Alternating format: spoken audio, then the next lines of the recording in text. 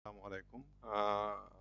নিয়মিত ফরেক্স আপডেটে আজকে আমাদের সেশন শুরু হলো। আমরা আজকে কতগুলো আ পেয়ার নিয়ে আলোচনা করব এখনই না বলি। শুরু করি BTC USD দিয়ে। BTC USD বেশ দেখেন আমরা ডেইলি টাইম ফ্রেমে আছি।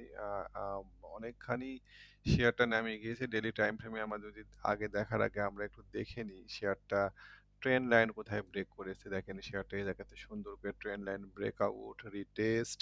আমি সাপ্লাই ডিমান্ডের জায়গাগুলো আপনাদেরকে আগে একটু দেখিয়ে নিই, তারপরে আমরা ট্রেড নিয়ে অ্যানালাইসিস করব। এখানে একটা সাপ্লাই ডিমান্ড ছিল, নেক্সট আর একটা সাপ্লাই ডিমান্ড আছে এই লেভেলে, মোর অর লেস এই জায়গাতে একটা সাপ্লাই ডিমান্ড আছে। আমরা এটাকে আরেকটু উপরেও তুলতে পারি, যদি মনে করেন তুলবেন, কম বেশি করাই যায় এক একটুকু। আর আরেকটা সাপ্লাই ডিমান্ড আমাদের এখানে আছে, সেটা হচ্ছে কোথায় দিব এটা, মোটামুটি ভাবে এই রেঞ্জে। আচ্ছা, এর পাশাপাশি দেখেন এখানে একটা হারমোনিক শার্ক প্যাটার্ন তৈরি হয়ে আছে। হারমোনিক শার্ক প্যাটার্ন গুলো অনেক সময় কাজ করে। এই A B X A B C D harmonic shark প্যাটার্নে 88.6 আমাদের টার্গেট। এই যে 88.6 টার্গেটও মোটামুটি মিলছে হারমোনিক প্যাটার্ন যদি আমরা দিই। সো ডেইলি অল টাইম ফ্রেমে আমাদের এই বিটিসি ইউএসডি ডাউন যাবে। আচ্ছা, কিন্তু ডেইলি টাইম ফ্রেমে সে ডাউনে যাবে ১,০০০ ১,০০,০০০ আসবে। বর্তমানে আছে ১,০৯,০০০। এই ৯,০০০ পয়েন্ট একবারে টানা আসবে, এটা ভাবা বোকামি হবে। ও বহুতবার আপনার আওয়ারলি বা ১৫ মিনিটের চার্টে, এমনকি 4 আওয়ার চার্টেও অনেকবার সে উপরে নিচে উঠানামা করবে। আমরা সেই উঠানামাগুলো ধরার চেষ্টা করব। প্রথমত আমরা দেখতে পাচ্ছি যে ও একটা চমৎকার নেকলাইন ব্রেক করেছে। আমরা নেকলাইন ব্রেকটাকে প্রাধান্য দিব। মূল এটার থেকেও ইম্পোর্টেন্ট এই সাপ্লাই থেকেও ইম্পোর্টেন্ট বিষয়টা হচ্ছে নেকলাইন ব্রেক। ডাবল টপের নেকলাইন ব্রেক করা খুব ভয়ঙ্কর হয়, তাও আবার ডেইলি চার্টে। তো উম, এরকম ক্ষেত্রে আমরা একটা নেকলাইন রিটেস্ট আশা করব। নেকলাইন রিটেস্ট যদি আমরা পাই, সেই রিটেস্টে আমরা সেল দিব। আমরা এখন এত লো রেটে সেল দিব না। কেমন, নেকলাইন ব্রেক করে গিয়েছে, আরে সর্বনাশ, এখন আমরা সবাই মিলে সেল দিই, এরকম চিন্তা ভাবনা মাথাতে আনলে পারে আমরা ক্ষতিগ্রস্ত হব। আমরা এখন একটা রিটেস্টের আশা করব। রিটেস্টের জন্য আমরা প্রথমে লোয়ার টাইম ফ্রেম 4 আওয়ারে যাব। 4 আওয়ারে কি দেখি, আপনারা যারা জানেন, যারা আমার সাথে ছিলেন, তাদেরকে আমি গতদিন সেল দিতে বলেছিলাম এরকম পয়েন্টের জায়গাতে। যাই হোক, 4 আওয়ার টাইম ফ্রেমে আমাদের পেয়ারটা অনেকখানি পড়ে গিয়েছে।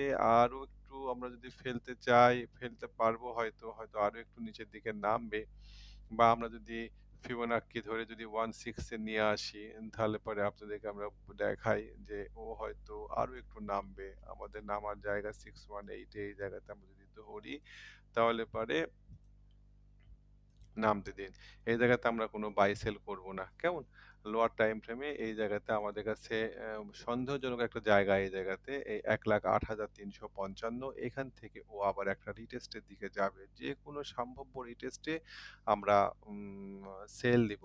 আমরা সেল দেওয়া শুরু করব রিটেস্টের জায়গা থেকে এবং শেষ করব মোটামুটিভাবে এরকম জায়গাতে। অনেক সময় হয় কি, পাবলিকদেরকে প্যানিক করে দেওয়ার জন্য আ সাপোর্ট ব্রেক করে উপরের দিকে প্রাইস তুলে নিয়ে যাওয়ার চেষ্টা করে স্মার্ট মানি, তখন আমরা ভয় পেয়ে ছেড়ে দিই। আমরা এখন কিচ্ছু করব না।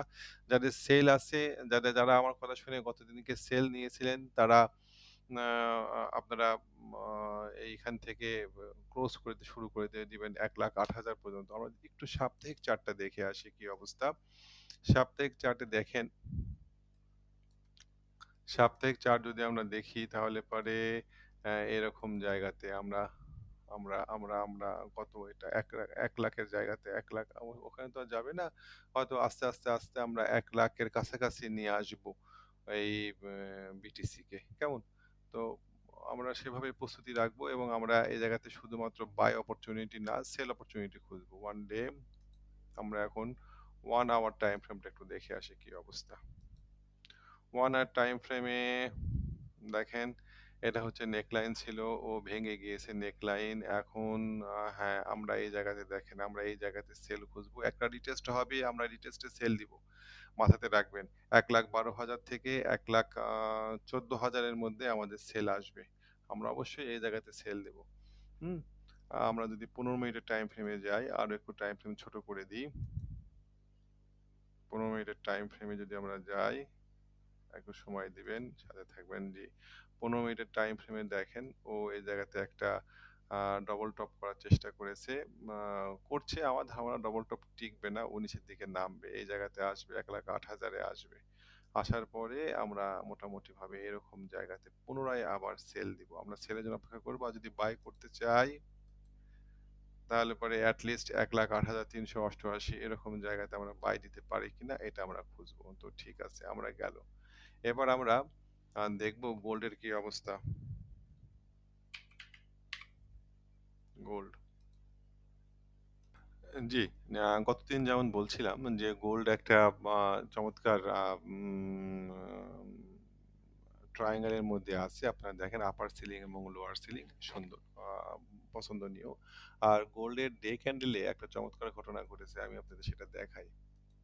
গোল্ডের ডে ক্যান্ডেলে একটা চমৎকার ঘটনা ঘটেছে। একটা ইনসাইড বার ঘটেছে। কেমন? এই ইনসাইড বার ব্রেকআউট হয়েছে গোল্ডের। তো ঠিক আছে। গোল্ড ইনসাইড বার ব্রেকআউট হওয়ার সঙ্গে, সঙ্গে একটা বাই ছিল। টার্গেট হচ্ছে ইনসাইড বারের এইটুকু জায়গা। মানে আমাদের টার্গেটটা হবে ইনসাইড বার ব্রেকআউটের ক্ষেত্রে এই যে এইটুকু হচ্ছে টার্গেট। ব্রেকআউট করার পর এটা হচ্ছে আমাদের টার্গেট। সুতরাং টার্গেট আমাদের টার্গেটের আপার সিলিং আ ৩৩,০০০ তে ৩৩৯৩ সরি। ৩৩৯৩ এটা হচ্ছে আমাদের আপাতত টার্গেট। তো আমি মনে করি যে গোল্ড যেহেতু একবার এই জায়গাতে ব্রিজ করেছিল, সেহেতু সে যেহেতু একবার এই জায়গাতে ব্রিজ করেছিল, আপার লাইন সে আরেকবার ব্রিজ করার মানসিকতা রাখবে। গোল্ড যদি আমরা এই মুহূর্তে বাই করতে চাই তাহলে আমরা বাই করতে পারি গোল্ড। আমাদের টার্গেট হবে ৩,৪০৯। আমাদের টার্গেট এই জায়গাতে হবে ৩,৪০৯। আমাদের টার্গেট মাথাতে রাখবেন। এটা হচ্ছে আমাদের টার্গেট পয়েন্ট ৩,৪০৯ বা ৩,৪১০, এটা আমাদের টার্গেট পয়েন্ট। সুতরাং আমরা এখন ইচ্ছা করলে গোল্ড বাই দিতে পারি। গোল্ড আপ মোমেন্টে আছে এবং বেশ ভালো পজিশনে আছে গোল্ড। কেমন? তো আমরা যদি একটু লোয়ার টাইম ফ্রেমে যাই গোল্ডের ক্ষেত্রে 4 আওয়ার টাইম ফ্রেমে যাই তাহলে দেখতে পাই, দেখেন চমৎকারভাবে সে ওঠার চেষ্টা করছে উপরের দিকে। আমাদের টার্গেট আপার সিলিং ৩,৩৯৫ থেকে ৩,৪১০ এই জায়গাতে আমাদের টার্গেট লেভেল। ৩,০১০ থেকে ৩,৪৯৫ জায়গা টার্গেট। সো আমরা এই মুহূর্তে গোল্ড বাই দিতে পারি। আচ্ছা, গোল্ডের পরে আমরা নেক্সট যাব হচ্ছে ইউরো ইউএসডি। জি। ইউরো ইউএসডি তে আমরা দেখতে পাই, আমরা কি দেখতে পাই সেটা আগে দেখি। আমরা একটু ডেইলি টাইম ফ্রেমে টপ ডাউন অ্যাপ্রোচ এ যাই। ডেইলি টাইম ফ্রেমে যদি আমরা দেখতে পাই তাহলে দেখতে পাই যে সে একটা ট্রেন্ড লাইন ব্রেকআউট করেছে। এই যে এবং এখানে একটা দেখেন, এখানে একটা ডবল টপ প্যাটার্নের দিয়ে ব্রেকআউট করেছে। করে সে একটা রিটেস্ট করতে যাচ্ছে বলেই আমরা ধরে নিব। এবং আমরা আম ইউরো ইউএসডি কে আ আ ডেইলি টাইম ফ্রেমে ডাউন দেখাবো। যারা ডেইলি টাইম ফ্রেমে ট্রেড করতে চান তারা এই শেয়ারটা এই জায়গাতে সেল সিগন্যাল খোঁজার চেষ্টা করবেন, বাই না। কেন আমরা বলি? কেননা এই শেয়ারটা অনেক উপরে আছে। আমরা বাই যাব না এই জায়গাতে। আমরা এই জায়গাতে একটা ডায়াগোনাল দেখেন রেজিস্ট্যান্স এর মুখে পড়েছে এবং এখানে একটা ছোটখাটো হেড অ্যান্ড শোল্ডার প্যাটার্নের মতন মনে হচ্ছে যে হয়তো হেড অ্যান্ড শোল্ডার প্যাটার্ন তৈরি করার চেষ্টা করছে। সেক্ষেত্রে আমরা যদি বাই দিতে যাই তাহলে পরে এটা ব্রেকআউট রিটেস্ট না হওয়া পর্যন্ত বাই কনফার্মে যাব না আমরা। এই জায়গাটা কতটুকু জায়গায় 1.173, এই জায়গাটা 1.175, এইটা হচ্ছে আমাদের এই লেভেল। এই লেভেল ক্রস না করা পর্যন্ত নো বাই, আমরা সেল খুঁজবো। কারণ আমাদের মূল ট্রেন্ড লাইন ব্রেক হয়ে গিয়েছে এবং এই যে এইটা হচ্ছে একটা সাপ্লাই, এই যে এই পেয়ারটার এই সাপ্লাই যদি কোনো কারণে ব্রেক করে যায় ও খুব শার্প পড়বে। কেন সাপ্লাই দিয়েছে এটা দেখেন। মোটামুটিভাবে এটা একটা শক্ত রেজিস্ট্যান্স ছিল, এখন সাপ্লাই হয়ে গিয়েছে। এই জায়গাটা যেকোনোভাবেই ইউরো ইউএসডি কে ধরে রাখতে হবে। যদি ধরে রাখতে না পারে তাহলে পরে শার্প পতন হবে এবং সেটা 1.11 এ নেমে যাওয়ার সম্ভাবনা থাকবে এই পেয়ারটার। সো খুব কেয়ারফুল। আমরা এই জায়গাতে আ অনেক উপরে উঠে গিয়েছে এটা মনে করে বাই দিব না। আমরা সেল খুঁজবো এটাতে। আমরা যদি লোয়ার টাইম ফ্রেমে যাই, লোয়ার টাইম ফ্রেমে গেলে পারে দেখেন ও উপরে যেকোনো উপরে গেলে পারে আমরা সেল দিব। হতে পারে এইটা আমি সব মুছে দিই। মুছে না দিয়ে আমি এনালাইসিস করি। আমরা যেকোনো টাইম ফ্রেমে এটাকে সেল দিব। আমরা মোটামুটিভাবে স্ট্রাকচার দেখে সেল দিব।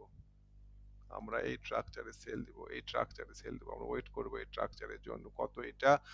1.168, 1.168, আমি আবার রিপিট করি, 1.168 এ আসলে পরে আমরা সেল দেওয়ার চেষ্টা করব আমাদের মাথার উপরে এইটুকু স্টপ লস নিয়ে। আমাদের প্রফিট টার্গেট হবে 1.15। কেমন? তো মোটামুটি ভাবে ইউরো ইউএসডি গেল। আমরা এবার জিবিপি ইউএসডি নিয়ে দেখেন, ইউরো ইউএসডির মতন জিবিপি ইউএসডি তেও আমাদের এখানে ট্রেন্ড লাইন ব্রেক হয়েছে এবং আমরা এখানেও লং এ বাই খুঁজতে যাব না, আমরা লং এ সেল খুঁজবো। মাথার উপরে আমাদের শক্ত সাপ্লাই আছে, সাপ্লাইটা আপনাদের একটু দেখাই আমি। উইকলি চার্টে দেখেন, এখানে একটা সাপ্লাই আছে, ডবল টপের নেক লাইন এখানে এখানে এখানে এবং এই জায়গা থেকে সাপ্লাই আছে। যদি কোনো কারণে উপরের দিকে উঠে যায় আমরা কেনার সুযোগ পাবো, সেক্ষেত্রে আমাদের টার্গেট কিছুটা উপরে থাকবে। আমি আশা করছি না যে এই সাপ্লাইটা পার করতে হবে, যেখানে ট্রেন্ড লাইনটাই ভেঙে গিয়েছে। লোয়ার টাইম ফ্রেমে আসি, আমরা সেলের ক্ষেত্রে সম্ভাব্য লো পজিশনে সেল দেওয়ার চেষ্টা করব। তো আমরা প্রথমে আগে খেয়াল করব যে আমরা লোয়ার টাইম ফ্রেমে, 1 আওয়ার টাইম ফ্রেমে, 1 আওয়ার টাইম ফ্রেমে আমরা ডেফিনেটলি, আমি মুছে দিই সব। 1 আওয়ার টাইম ফ্রেমে আমরা এই জায়গাতে, হ্যাঁ এখনই আমরা সেল দিব, এক্ষুনি সেল, রাইট নাও সেল। আমাদের স্টপ লস হবে এইখানে, এসএল এটা, এসএল এটা, GBP USD right now sell. আমাদের প্রফিট টার্গেট হবে অ্যাট লিস্ট এই জায়গাতে, এই জায়গাতে।